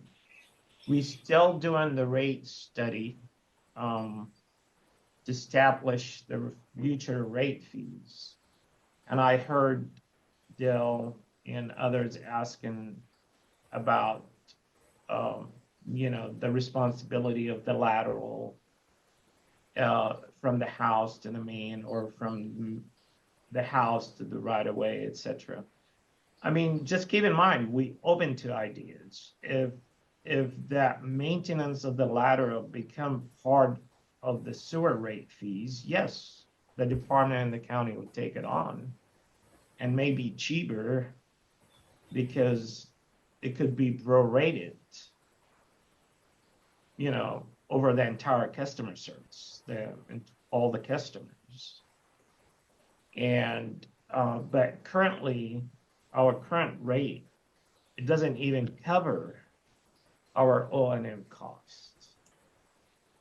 So we need to be able to establish a system that could cover the O&M based on what the public wants us to maintain and operate. So if the majority sees that we ought to take the system from the right of way to the main, we'd be more than happy to take it, but it needs to be part of the system from a rate fee perspective. So these laterals are not cheap to replace. Chris mentioned two, and I think each one of them was in the $50,000 range or more. So I could see that become a cost burden on the owner, but also you need to understand the probability of having these ever change. So, I mean, we could take it on, but we need to set up the system to be able to cover such O&M costs. So it's best management practices as far as one of the question came about, it is pre-treatment is commercial, industrial. Residential is through educational program. We just need to continue educating the public of what they need to throw into the sewer system. The fog, leftover foods in the garbage disposal, et cetera, and that's through education. We're not going to be able to monitor every sewer lateral that exists or connected to every house, but we're going to do it based on education process with the hope that our constituents and our residents become the custodian for the lateral and understand what they could flush and not flush, or throw in the sink and not what to throw. Just kind of keep that in mind. There's a lot of stuff. The current code also allow one lateral for each parcel, but as we all seen, a 10-acre parcel could be subdivided to 30 different homes, and now you only have one lateral serving 30 homes. So, and that's gonna change, because we cannot have, then that become a sewer service. It's not a lateral, become a sewer service to that particular subdivision. So things like that, we need to be cognizant as we review the code. And Georgiana correctly said it when we had that one appeal. It was about the water bill, and it was about the dwelling definition. Is additional garage being converted considered a dwelling, even though it was connected? And does 12 people living in one house constitute different than one house only with one person living in it and being charged the same? So the thought was also talked about, maybe relate the water bill as a portion to come up with the rates. So you have a standard fixed rate, and anything above the usage of water, then that'll be chargeable, similar to what we're doing with commercial. So because a lot of homes are turning to become rentals, Airbnbs, and et cetera. So we need to be able to charge the adequate rate fees to cover our O&M, as Chris has stated. So with that, I think, from a legislative point of view, Peter has been updating you guys with, the bills that has passed and the bills that had failed. It seemed like out of all of these legislative bills, it seemed like SB 2743, that's the only one that's made it to the governor's office. And it seemed like every other one either died or just didn't have, it just didn't make it. Let's state it that way. So 2743, that allows the University of Hawaii Water Resources Research Center and the seed grant to maybe set priorities for cesspool conversions and cesspools within the state, etc. So, Peter, have I missed anything from legislative? I think that was the only one that made it to the governor's office. But if somebody else have different information, please, you could share it with us as well. With that, if you guys don't have any question to what I just stated, I'll hand it to our solid waste division to Ray to talk about recycling. And And we'll have Shalice give us update on the operational study update. Lee, you have a question? I had a question. You just mentioned the garbage disposal. Is the county sewers, are they not able to handle the garbage disposals? Are they cut up the food and stuff? Is that not allowed?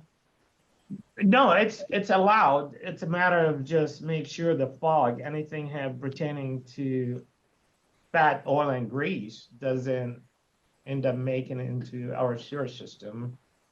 Because even most of the food has the oil and the fat in it and what have you. So if through the education process, we just want to make sure that homeowners are aware of the issues that these type of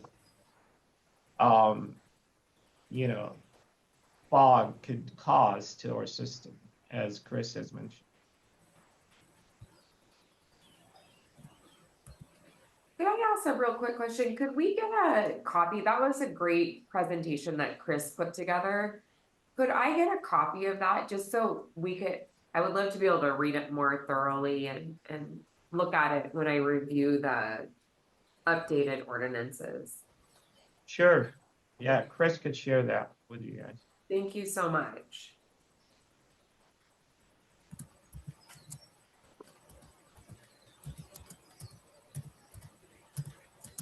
All right, if there's no more questioning, solid waste staff, are you logged in to give updates?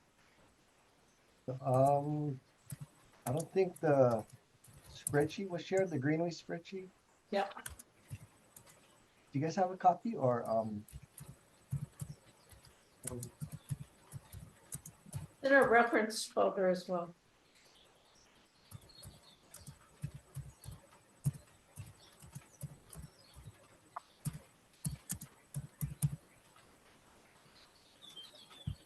You have it?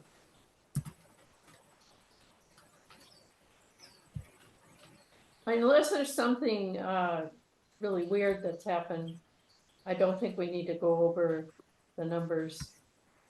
If anybody has a specific question, you can always follow up with Craig.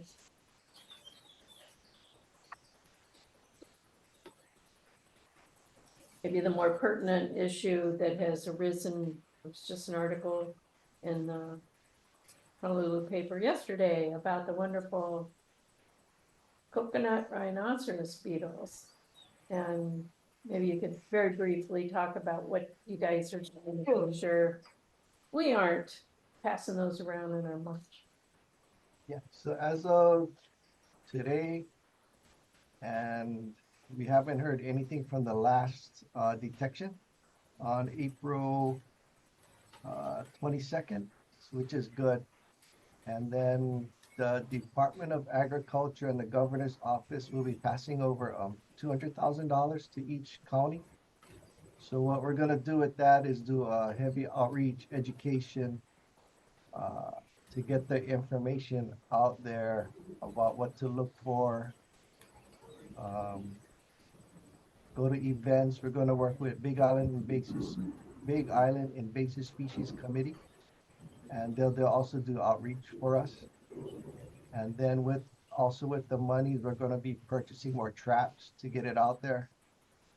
And if need, we will have a detector dog contracted, so that'll we'll know immediately whether it's an infested pile or not.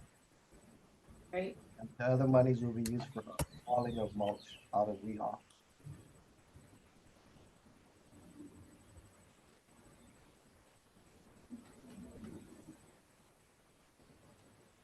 Any other significant information to come from the recycling? Well, also May 7th at 8, the Department of Agriculture, the CRB response team from Oahu, DOH, DEM, we all met at Weehawken to discuss the green waste and the mulch. And also the Department of Ag did assessments at the detection spots. They sprayed certain areas and they looked for high detection spots also. And they did outreach education to commercial and residents within those 2 days.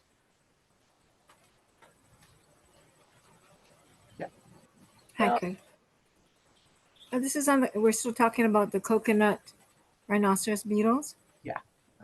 They were detected in the green waste out in Waikoloa. It was detected in one of the traps out at Waikoloa. So after that detection, they put out 5 more traps to surround the property line.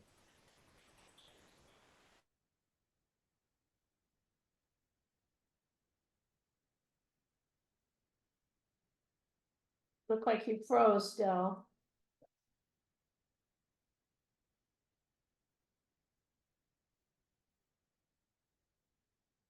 I think the attention has certainly been raised on that issue, and glad to hear that DEM and HER are working on it and agree. We've got to get education out to everybody who's contributing their green waste. Yeah, I think it's everyone, because everyone doesn't know that it's not just the coconut trees, the palm trees. They also go after the papaya, bananas, Taro. taro. And I think the Department of Ag guys said there's maybe up to 300 other plant species that they can go after. So then, It's Craig, not like the coqui frog where it's just noise, right? It's something that can just, I mean, devastate our economy, the cultural aspect side of it, and so I was just thinking too, because there was excess of green waste and mulch out at the West Hawaii Organic. They were not accepting green waste from commercial and residents for a little while. So my understanding is that green waste was taken to the landfill. So, you know, and larvae, I guess from what I read, takes 3 to 4 months to hatch. So would that be something you'd be looking at to control the landfill as well, where the green waste was taken? also, yeah. Okay, thank you. And then we started moving mulch out also. The mulch runs Yeah. back to Hilo. Okay, good. Thank you. Thank you. Erica? It sounds like you guys are already doing it, but with the partnership that you're working with this, they've got such a great program and education. Are you guys collaborating on maybe educating the folks that are coming and picking up the green waste and mulch and working with them to share the BISC outreach material? Yeah. So we're looking at handouts, newspaper, radio, social media, banners, Yeah, just to get that information out there. they have a good program for free traps that they're really trying to deploy all of their free traps. So if you have identified a beetle on your property, you can let them know and they'll actually provide free traps and maintenance for the traps and everything. So it's a really cool program that they've started. It's great What's that you guys are working with them. What is that program called, Erica? It's just ran through Big Island Invasive Species Council Committee. Okay, One thank of you. those. Council, I think. It's Okay, like it's okay. one of those two. Hey, But Yes. they've put a lot of effort. I know that they're really honing in on the rhinoceros beetle and training the dogs to sniff them out. I was really into it. But yeah, I watched the presentation. It was a cool presentation. Yeah, so currently it's just in the Waikoloa area, which is good because it's hot and dry.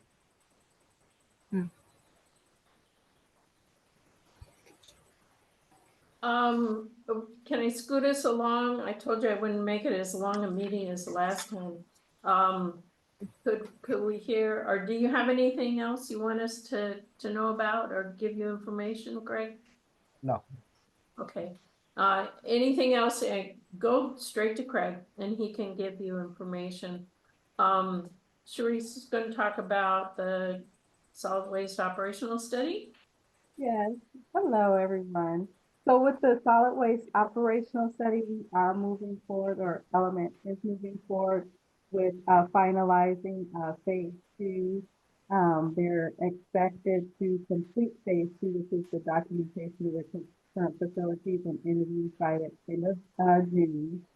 They're 17% with phase three of their data analysis and recommendations, and 6% complete with basically phase four, which includes the preparation of the draft and final report for the solid waste operational facility analysis. So moving along, you expect again that there'll be something for people to see in August as a draft? So that is the end of August is when they will be submitting their draft to DEM. DEM will review, and then after we review and deem that it's a necessary draft that can be shared with the EMC, then we will do that. Okay, I'll quit saying August, more like September, October. Okay. No, we're all looking forward to that result. Any questions for her? Don't see any. Wastewater? Yeah, Chris, are you still, Chris and Kelly? Kelly probably will give you the overall wastewater as far as from a, planning. Sure. So for the two planning projects that we have on the agenda, they are the Puako and South Kohala Regional Wastewater Master Plan. I'll start there. So for the core team, Chris Barber is assigned as project manager. I'm the planner. We did our public outreach for the meeting. We created a public website that's complete, that's up for your review with the draft. We held 2 public meetings, 1 Zoom meeting and 1 in person at Waimea Elementary School. The public comment period for the draft was complete in April, and the county review period ends this week. So we're wrapping up the draft for the master plan in the next couple weeks. The due date for the final plan is July 2024. It's on schedule. And that'll dovetail into what we're working on for the integrated wastewater management plan. We pushed back the schedule of the integrated plan 3 months to accommodate. We wanted to complete the Puako master plan first so we can incorporate that into the results of the integrated. So same core team for that project. Chris Barber's project manager, I'm planner. We have a project website that is available. We did round 1 of public education. That is complete. We held 4 public meetings. We are working on the planning for the round 2 public meetings, and that will come after the draft has been posted, so folks can access that, and the comment period will begin. We expect the draft to be completed soon, in the spring. I'll have to check on the date for that, since we extended it 3 months. But the final plan is to be completed in December 2024, and we are on schedule to complete that. That's all I had. Can I again encourage everybody to check out those websites? They're very well done.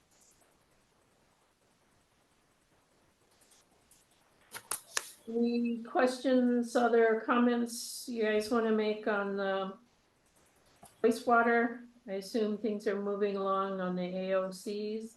Yeah, so we got, Shalice, do you have the schedule for the AOC's project? So could you give the updates on the wastewater projects, please?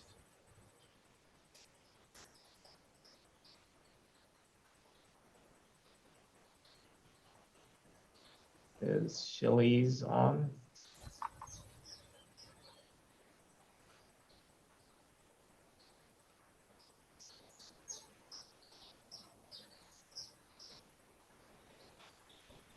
Yeah, Shelley's, if she's not on. So Pahala and Alehu, the good thing is, I want to give kudos to staff.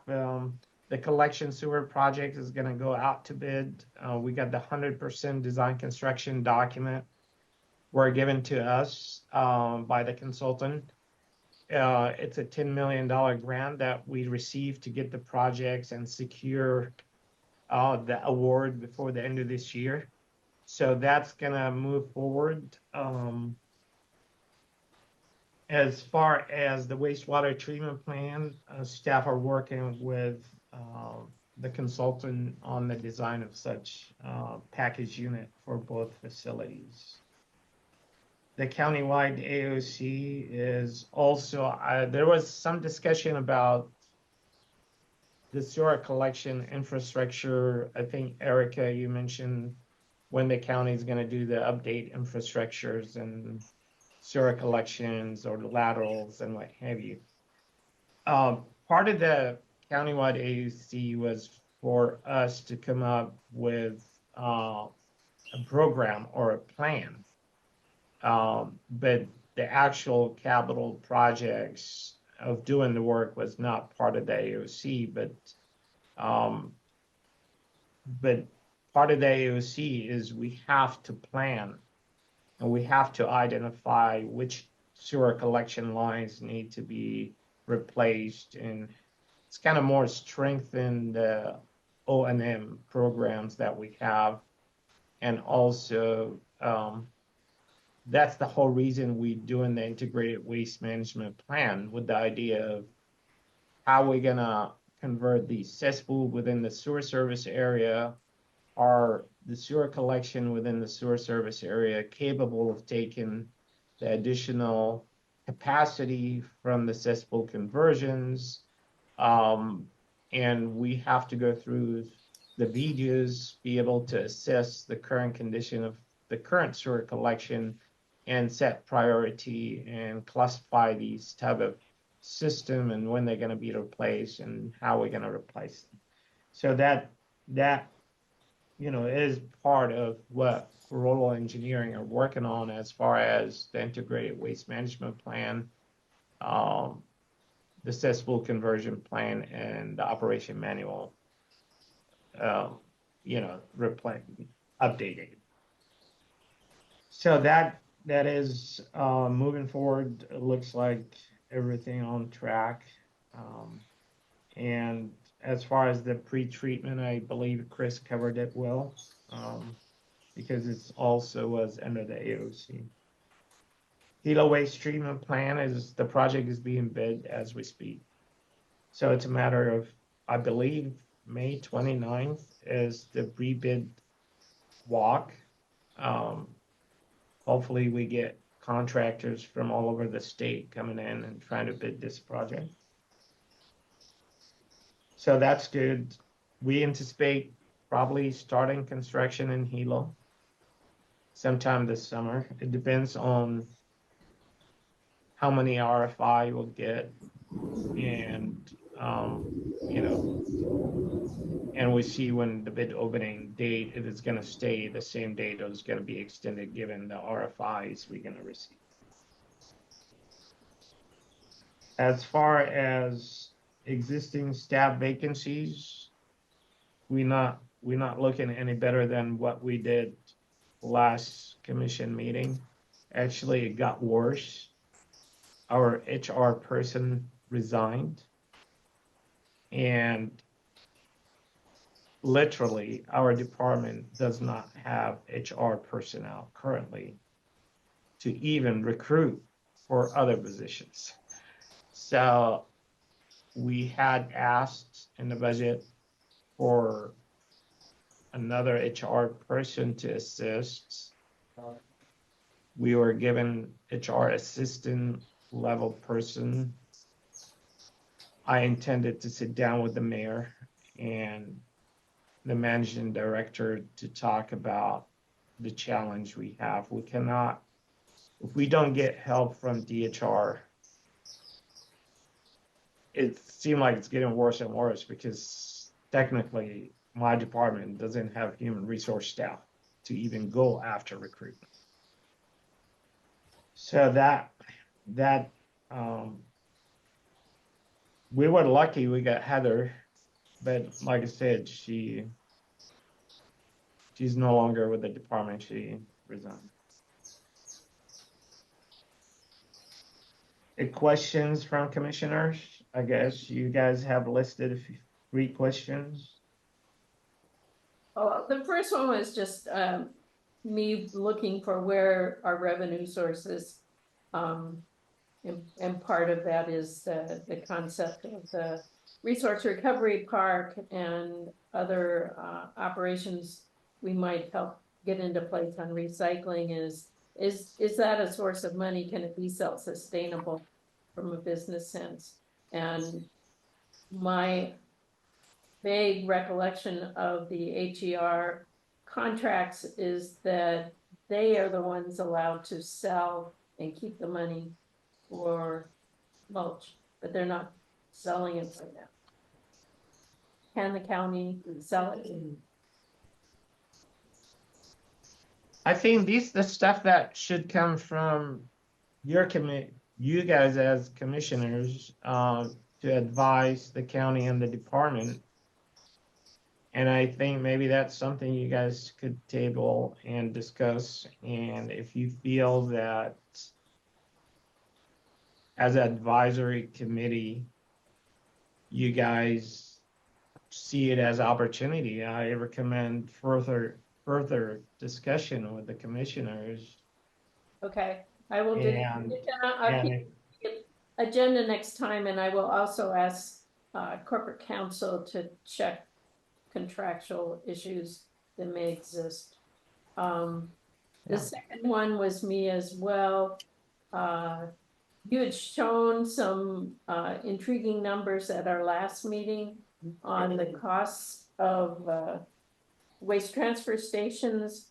I heard you mumble at the Sustainability Summit that you've updated and done some more number crunching around that. Is there anything you could share with us? Or is that going to be rolled into the operations study? I mean, what I shared with you before, I think we probably, that Bill 140 probably is going to be before County Council on June 4th, if I recall. So we may present the same, spreadsheet that kind of shows the cost, but eventually you're correct. It should be part of the operational study that our staff is leading. Well, maybe Peter, you can, whatever package he's going to present to council, get us a copy of that. Appreciate it. And Leah, your hand's been up. What did you want to comment? You mentioned the package plant for Pahala. Did you also decide on a package plant for Naalehu? I think the likelihood is going through the EID, and probably will receive the same concept. If Pahala end up getting it, I would imagine Naalehu is more so, just from what's going on. You cannot go with IWSs, especially if, to what I started my comments with, if IWSs now require NBDSs, it's going to make things more complicated. So, yes, I believe so. We have not finalized the decision, but like I said, based on the preliminary engineering, and it also it's going to be based on public engagement as well. So we'll see where that takes us. All right, and I just did a quick look, and were you aware that the NDS NDES permit in Hawaii costs $1,000 every 5 years to renew and submit it? That would be quite a burden on homeowners if we have to do something like that. It Well, would just be a nightmare.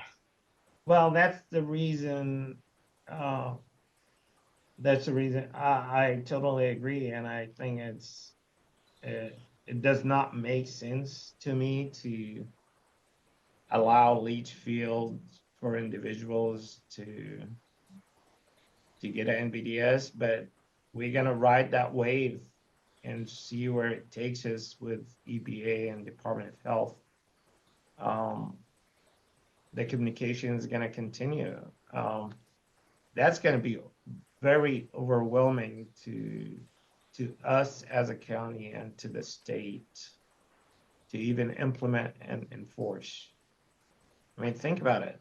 If we got 65,000 cesspools, I mean, how many personnel you need just to do inspection and enforcement? Part of that $1,000 is to allow for inspection and, compliance. So it's, yeah. Hopefully we never get there, but we're gonna continue making sure that we fight what makes sense from environmental point of view and from logistical and from also our constituents' needs and capabilities as well. Yeah, I can imagine you're still in a state of shock over that discussion. Yeah. And we'll be able to come back on that comments. My last question there was whether or not you've specifically asked EPA for technically qualified bodies to help as a loaning or however they describe helping people with manpower.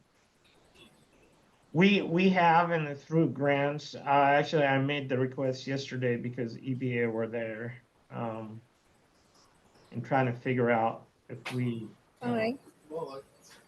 get some maybe grant through their consultant to do some of the work that they did for asset management and for prioritization of capital projects and what have you.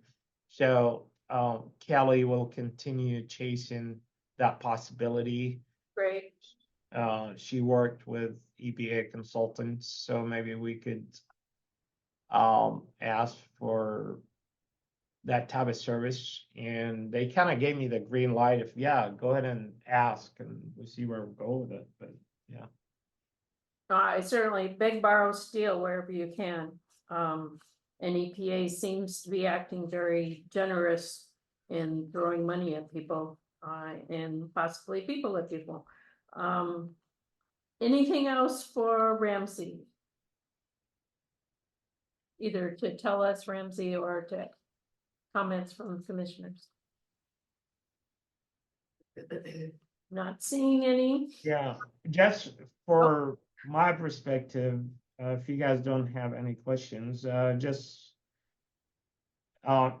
have a lot of challenges, a lot of projects, a lot of issues from solid waste and wastewater, as you all know.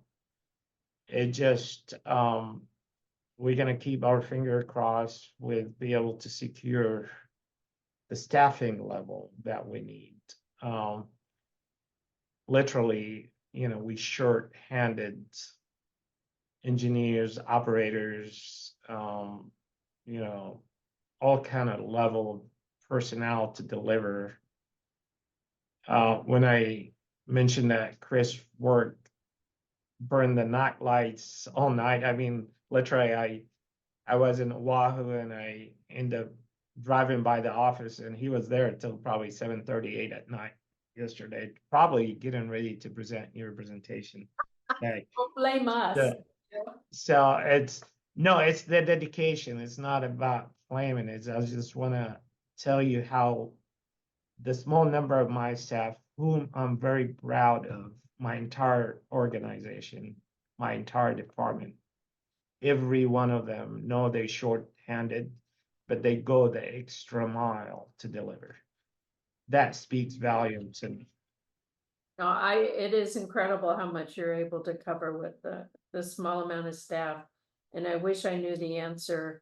You know, council, I think, is willing and has given you money to hire, but it's how do you bring people to the island?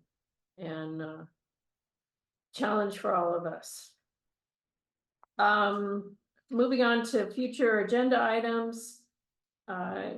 There's some follow-ups here. We'll be hearing from the PIG, as well as come back on ideas for revenue sources. Obviously, we'll be continuing on wastewater issues. And I'll update what's going on with the workshops around source reduction. And as always, if you have ideas for what you'd like covered or questions that you'd like DM to address at the next meeting, let me and Peter know and we'll get it on the agenda. Seeing no comments, I'm going to move to announcements. Our next meeting will be in Kona at the Community Civic Center, the West Hawaii Building G. So stop on by, or we'll be Zooming. Also wanted to highlight for you in the reference documents is a report that has been released by the city and county of Honolulu on source reduction. They set up a work group, ran it like a pig, and they've got a report in there and a nice big section on construction and demolition waste management, PV waste, and organics. So take a look. They even cite the wonderfulness of Hawaii Island's activity in dealing dearly with waste management reduction planning by companies doing C&D work. So take a look at that. Does anybody else have any announcements?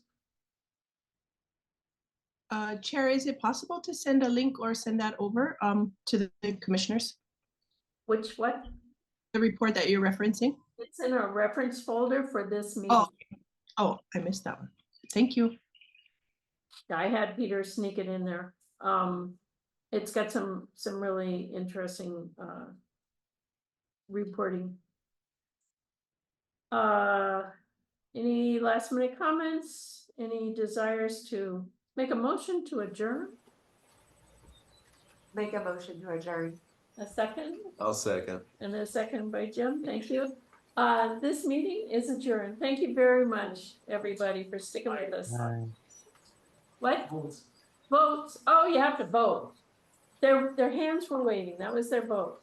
Aye. Aye. All right. Unanimous? Aye. Okay. We are adjourned.